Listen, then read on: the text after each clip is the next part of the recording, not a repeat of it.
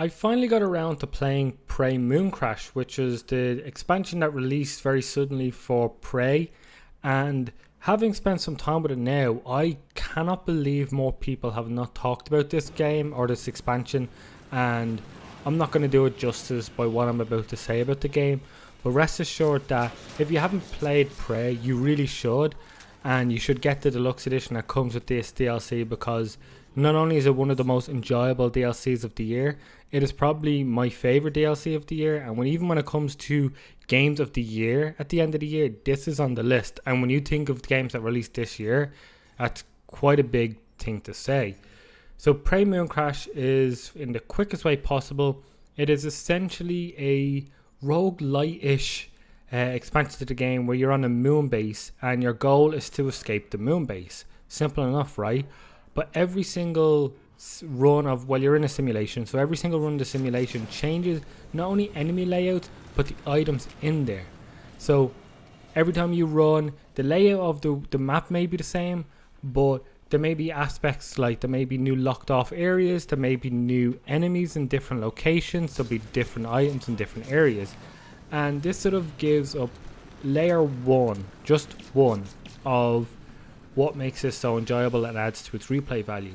You start as one character that's fairly standard, and you got to escape. So what you've got to do is you've got to find out where the escape pods are and escape through one of those escape pods. Once you do that, you will unlock a second character. Once you do that, you unlock the second character, you'll have different tasks to complete, and each time you complete these tasks, you will unlock more characters, up to the extent where you have 5 characters. And then your goal is to get all 5 characters to escape through 5 different means. So a run will go across multiple characters. So if you get out with one character and then you start as the next character, that's a continuation of the previous run. Not only does that mean that your escape route is no longer available because you've already used it with the character, but any items you've picked up along the way are now gone if you've taken them. So that also means then it's no longer about just looting everything you see, because you could subsequently make your further runs much tougher. You will unlock a bot later on in the game which you can sort of store items in, which then your next character can then take from and use. Which is kind of fascinating when you think about how this game makes you think and its structure. Like this, I don't think I've played a game quite like this. Like you permanently alter things in the game for your next run, and if you die or you run out of characters, you've got to start all over again.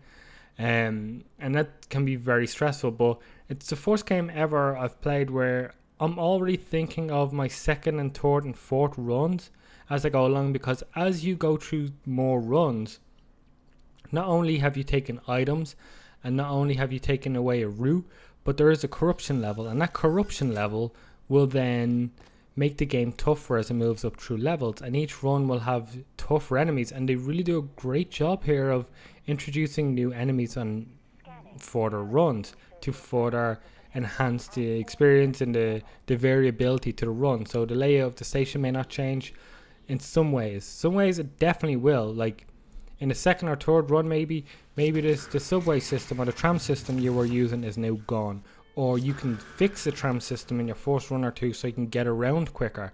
So what you're doing is you're trying to help your further runs get easier, because the game will just naturally get harder.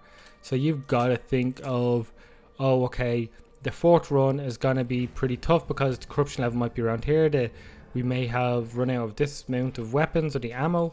Not only that, but like your character classes will also like be different and will have an impact on how you approach it, and they add very different. Like some of them will have a different ability tree, some of them will have different starting weapons and health and attack and all that. And each of those trees can then be leveled up, because every time you die, depending on what you've accomplished or what you've killed, you will get sim points. And these sim points can be then used to increase your abilities. And it's just one of those games that get deeper and deeper the more you play it. I still feel like I haven't even touched half of the things in this. So not only have you got the absolutely excellent core gameplay of Prey, But you've got all these levels of layers, I should say, on top of this that just make it that much more fascinating, that I honestly hope people see and it becomes the new standard of how games are done, or at least how these types of games are done. Like, it's just one of those things where I just could not believe what I was playing while I was playing it, and nothing was like, I don't know, genre defining. Nothing there, it's not been done before. It hasn't, but in a way everything is nothing brand new. It's just blended together so well that I can't believe it hasn't been done yet. It's one of those click moments, those sort of electrifying sort of snap moments where realization come going, how has no one ever thought of this? And they've done it so well. Like, the levels aren't huge. A run can be very quick. You can get through it in maybe 15 minutes if you know what you're doing. And that's another thing. As you learn, you've got to know where you're going, like I said, because speed is of the essence because of the corruption level. And there's just so much layer to it. They could have just done the whole, hey, it's a bit randomized each time. Hey, there's a few characters to choose between. But the ultimate goal of getting all 5 out in one run, and what you've got to think about early on for your later runs, is just absolutely fascinating. And honestly, it's not only one of the best DLCs I've played all year, it's probably one of the best games and experiences I've played all year. And I honestly think this is one of the most essential purchases to anyone's library.